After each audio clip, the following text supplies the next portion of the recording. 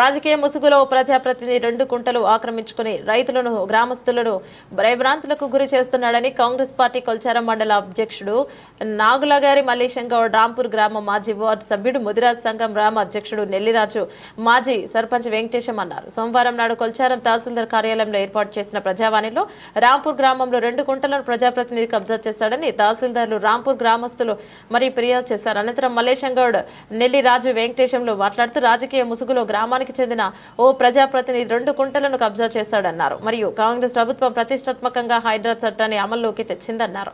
2 కుంటల్లో సర్వే నిర్వహించి ఆక్రమించుకున్న భూమి స్వాధీనం చేసుకుని హైడ్రా చట్టాన్ని ఉల్లంఘించిన ప్రజాప్రతినిధిపై చర్యలు తీసుకుని గ్రామస్తులకు న్యాయం చేయాలన్నారు.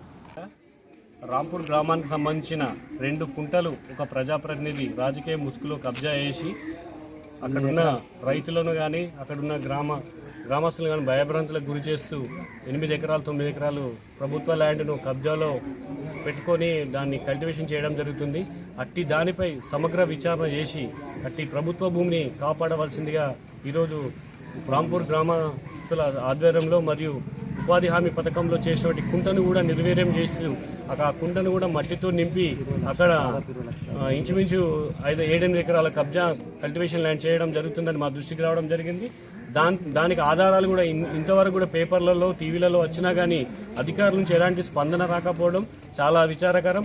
ఎందుకంటే ఈరోజు మన రేవంత్ రెడ్డి ప్రభుత్వంలో ఈ హైడ్రా అనే సమస్యను ఏర్పాటు చేసి ప్రభుత్వ ల్యాండ్లు, చెర్లల్లో, కుంట్లలో ఏదైతే కబ్జాలకు గురైనాయో మండల స్థాయిలో కూడా ఎంక్వైరీ కమిటీ వేయడం జరుగుతుందని తెలవడంతో ఈరోజు ప్రజావాణిలో మేము ఎంఆర్ఓ గారికి పూర్తి ఆధారాలతో మేము దరఖాస్తులు ఇవ్వడం జరిగింది. దీనిపై పూర్తి విచారణ చేసి అట్టి బాధ్యులపై చర్య తీసుకుంటామని మాకు హామీ ఇవ్వడం జరిగింది.